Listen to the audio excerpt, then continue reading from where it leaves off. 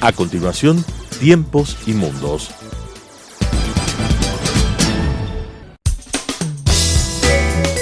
Clasificación A.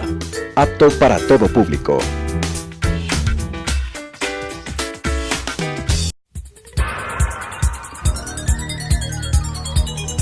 Las opiniones vertidas en este espacio por la producción y dirección del programa son de exclusiva responsabilidad de sus autores y de quienes intervienen en ellos.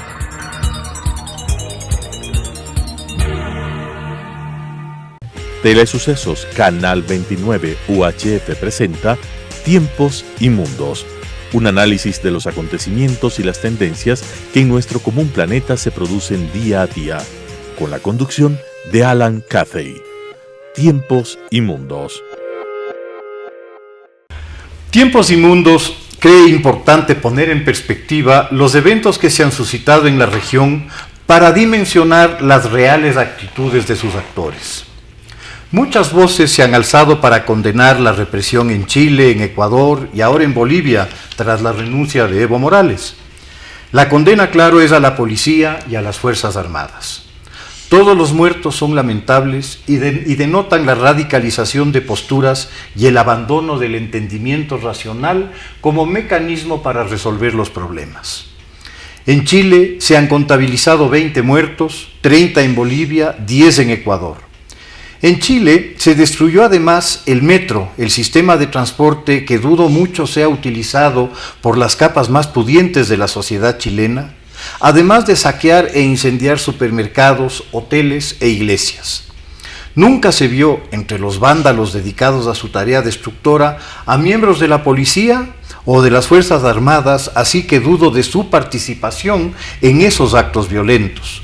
No vi a policías y militares destruyendo documentos e incendiando la Contraloría en Quito, donde sí se vio policías convertidos en antorchas humanas y vehículos policiales y militares destruidos e incinerados, además del uso del agua, por ejemplo, como arma al privar de esta las ciudades, tal como hoy se amenaza en Bolivia con el bloqueo de las ciudades por hambre.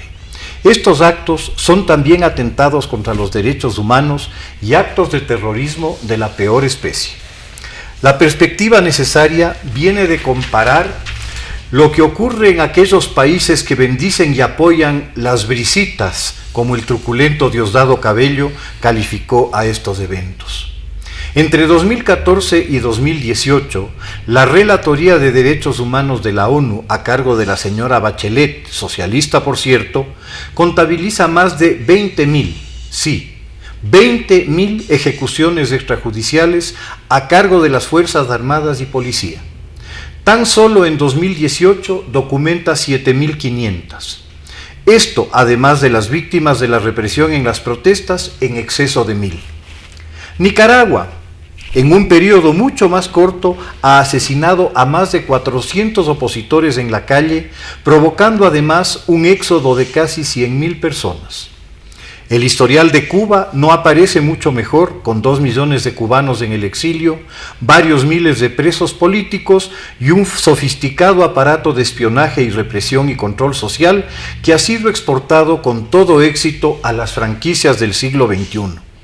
Sin olvidarnos tampoco de la histórica frase de uno de sus carniceros mayores, Ernesto Guevara, en la ONU, donde con total desfachatez declaró: hemos fusilado, fusilamos y seguiremos fusilando. Este individuo es el ícono de los grupos radicales latinoamericanos que ven muy bien que se fusile, se expulse o se despoje a sus enemigos, pues para su visión sectaria y maniquea eso es lo que son.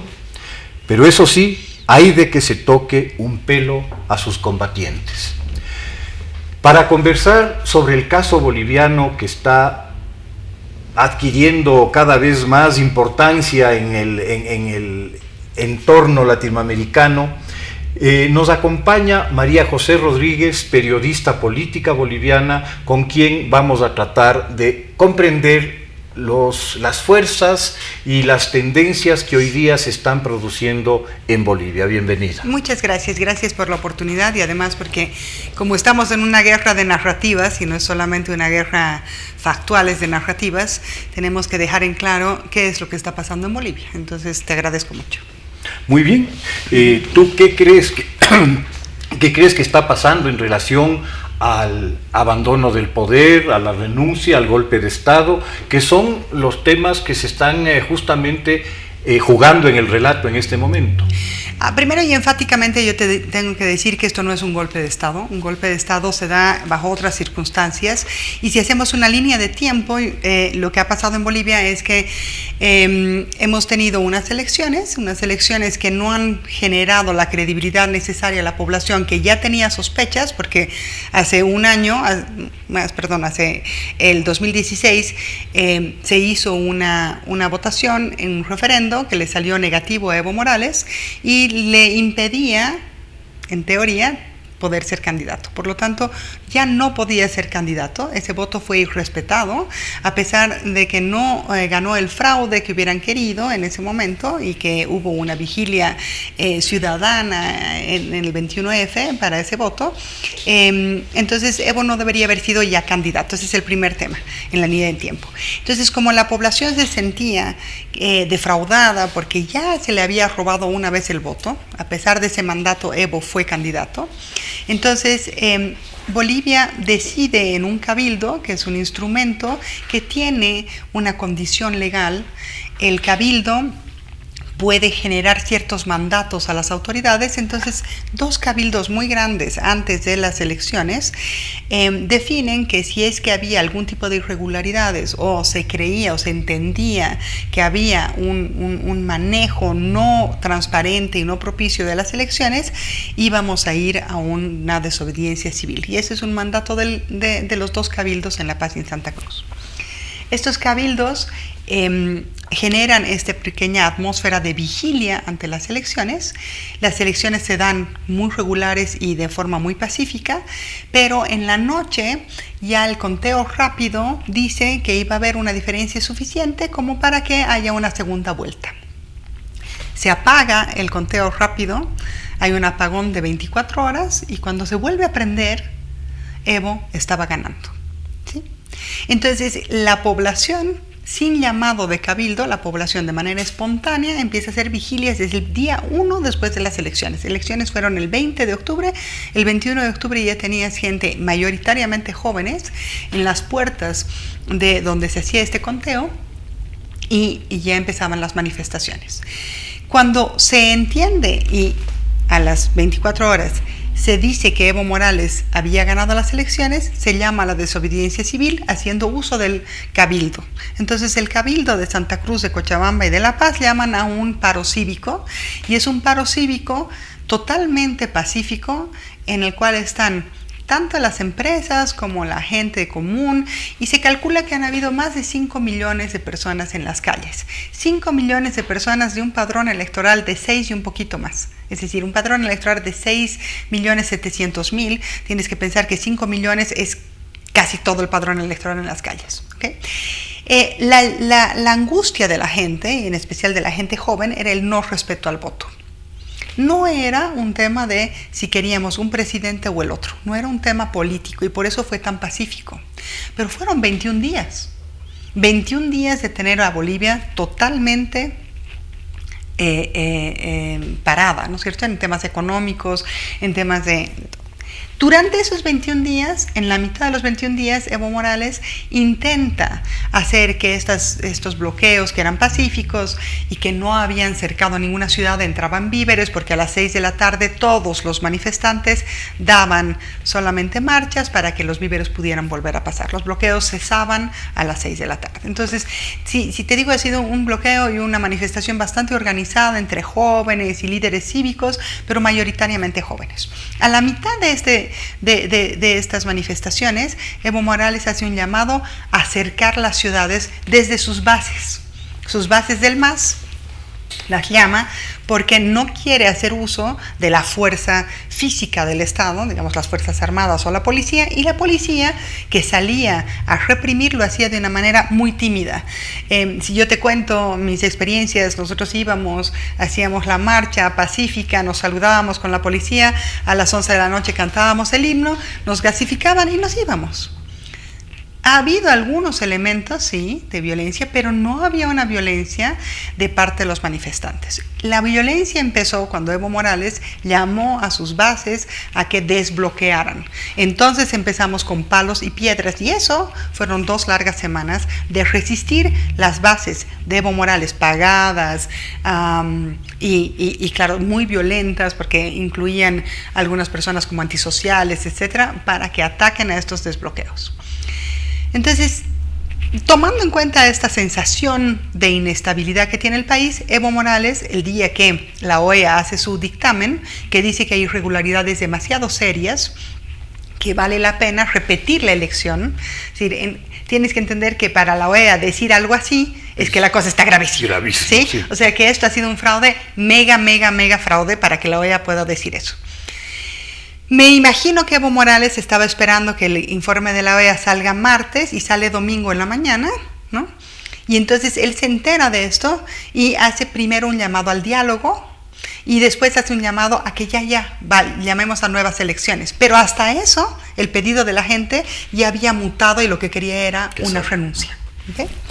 Entonces, en la tarde, ante semejante enfrentamiento provocado por las bases del MAS, y por gente pagada por Evo Morales, que está total, si tiene que investigar, porque eso está clarísimo, hay tal terror en las ciudades, porque las bases del MAS empiezan a bajar a las ciudades, a entrar a las ciudades y incendian la casa de un activista cívico hasta las cenizas, para que una casa en La Paz, Bolivia, con 3.600 metros de altura y poco oxígeno, se incendie hasta las cenizas. Es que le has tenido que poner demasiada gasolina y no dejar que entre ni una gota de agua, que eso hicieron las bases del MAS.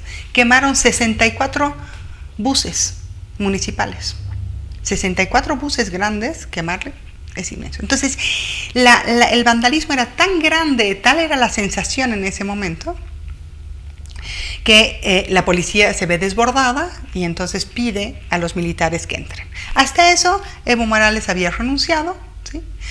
Con una sugerencia, claro, de su general máximo, Williams Calimán, pero esta sugerencia es una sugerencia que él podía tomar o no, no era que él venía con la escopeta y le decía tú te tienes que ir. Él renuncia y pide que renuncie el vicepresidente y la presidenta del Senado, es decir, las 3 cabezas. Como comprenderás, en cualquier país, 2 días sin 3 cabezas, la convulsión es inmensa, ¿sí? Entonces, constitucionalmente, la siguiente en el mando constitucional era la actual presidenta de Bolivia, que es Janine Áñez, que era la presidenta de la Cámara de Diputados. Ella se da cuenta que le llega el mando constitucional y llega a La Paz en helicóptero, porque todo estaba cercado, y entonces hace uso de esta herramienta constitucional. ¿Por qué es constitucional? Porque nuestra Constitución, en el artículo 169 y 170, dice que si hay un vacío de poder, pero además que hay ausencia o impedimento permanentes, visibles, de las cabezas del Estado, se va a la siguiente sucesión constitucional. Y si le llegara a tocar a la presidenta de diputados, tiene que ir directamente a 90 días llamar elecciones. Es decir, ya es un gobierno transitorio. Si se hubiera quedado García Linera, todavía hubieran podido acabar el mandato. Si se hubiera quedado la presidenta del Senado, también. Solamente si llegara a esta última división es que se llama directamente elecciones, ¿ok? Es un mandato. Por lo tanto, primero que es constitucional y está en la Constitución boliviana. Segundo, es totalmente evidente que Evo renuncia a Álvaro, ¿no? El artilugio legal que ellos están buscando es que ellos no dieron su renuncia para que sea leída en la Asamblea. Pero no se lee en la Asamblea porque al haber un momento de convulsión social, ¿sí?, hay un segundo artículo en la Constitución que dice que por inmediatez y urgencia, esto es una aplicación ipso iure, ¿no es cierto? No se hace ningún otro elemento, no se llegue otro elemento formal, y se obvian las formalidades y se unge directamente a la persona que está detrás. ¿Por qué? Porque hay un problema de inmediatez y urgencia. Pero inmediatez y urgencia, por supuesto, si tenías ardiendo buses, ardiendo casas, ardiendo ciudades, ciudades totalmente aterrorizadas por la cantidad de vándalos que se habían soltado a las calles. Entonces, por supuesto que hay un elemento de urgencia y inmediatez. Por eso es que no se lee la carta de renuncia de Evo Morales, porque hay un elemento de inmediatez y urgencia que además, curiosamente, él lo provoca, ¿no? Él provoca este ambiente. ¿Okay?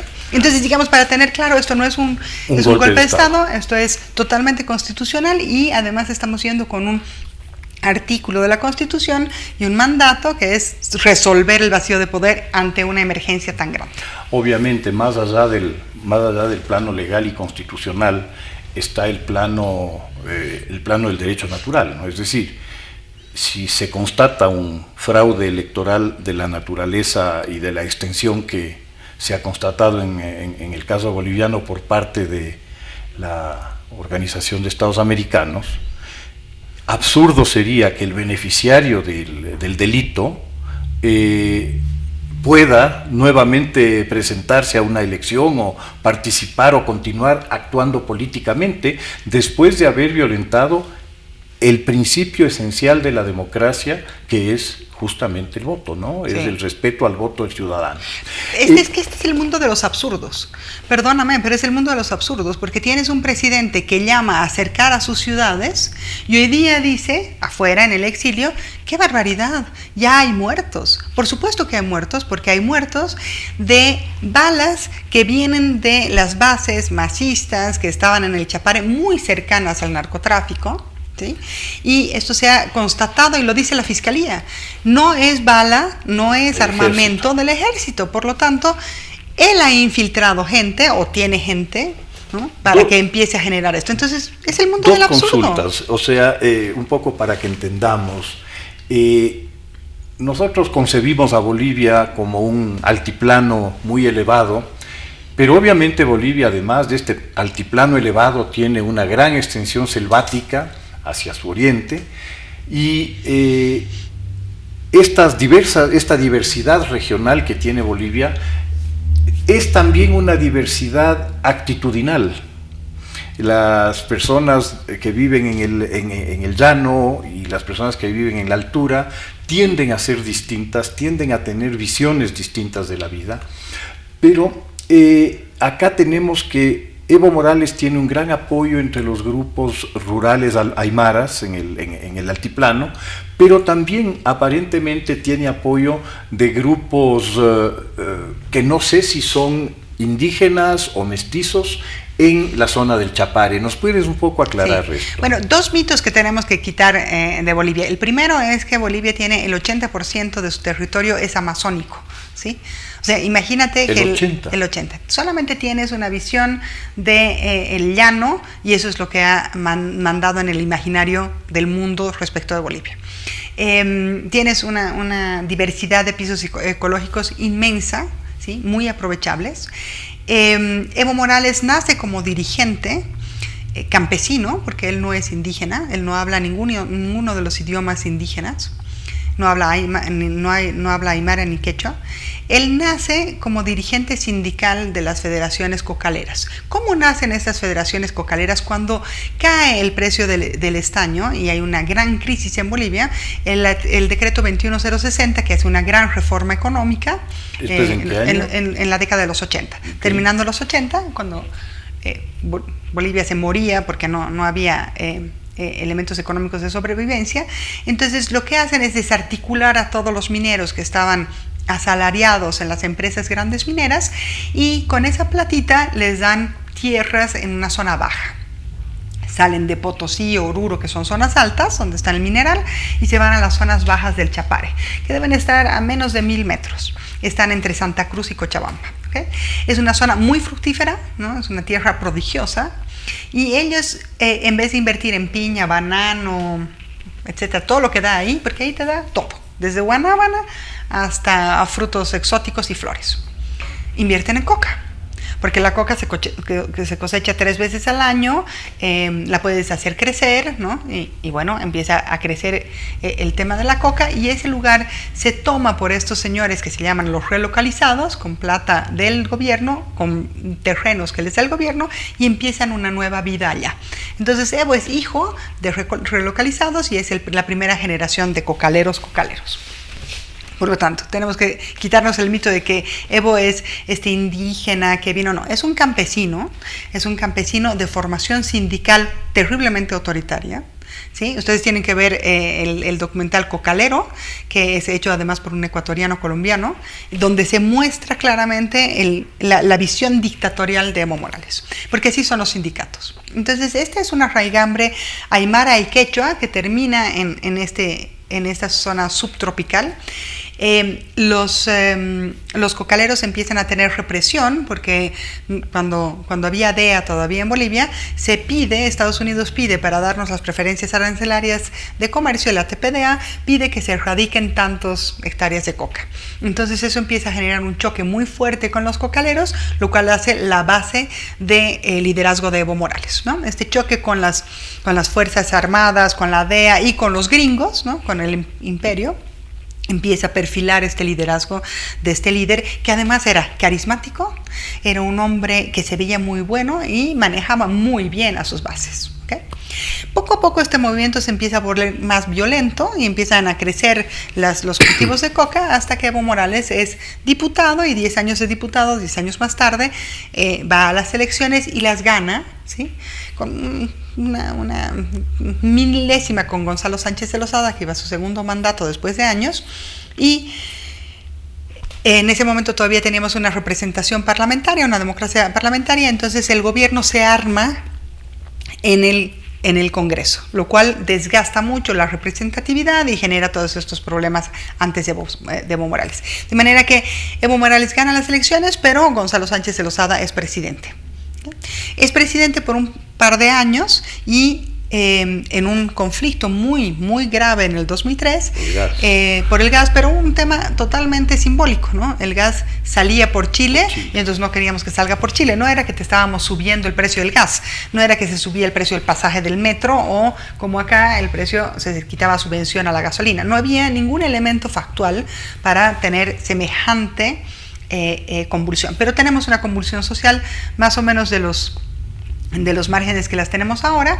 Otra vez La Paz queda sitiada, entonces para abrir el sitio a La Paz, para que ingrese gasolina y no solamente se muevan los autos particulares, sino la policía, los hospitales, todo, ¿no? Entonces ahí hay muertos y ahí se genera esta convulsión. Entonces vamos a una reelección, una sustitución, y viene Carlos Mesa, y después llamamos a elecciones y gana Evo Morales, ¿ok? Entonces hay que entender que Evo Morales, primero, no viene de una rama indígena, pero es un gran líder sindical y tiene desde hace 20 años el Chapare totalmente cooptado.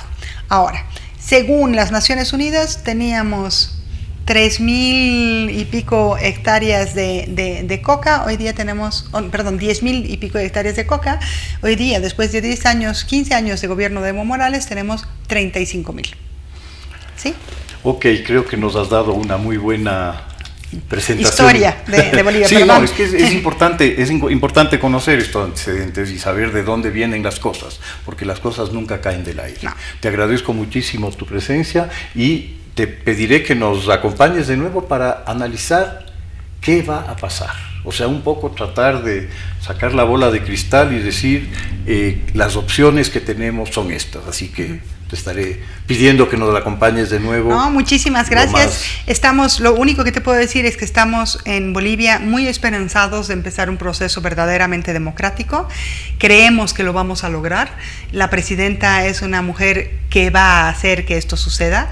Creemos que sí, hay bajas, hay muertes, las lamentamos muchísimo en el país, pero también creemos que es responsabilidad de quienes están instruyendo estas masacres desde el extranjero, y eso no es justo para ningún país. Y ojalá la democracia y el Estado de Derecho se ratifique y se reinstituya. Te agradezco muchísimo. No, gracias a ti.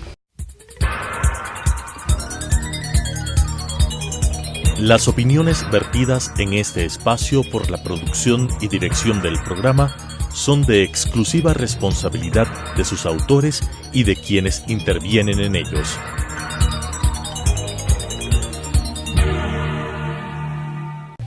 Telesucesos Canal 29 UHF presentó Tiempos y Mundos, un análisis de los acontecimientos y las tendencias que en nuestro común planeta se producen día a día, con la conducción de Alan Cathay. Tiempos y Mundos.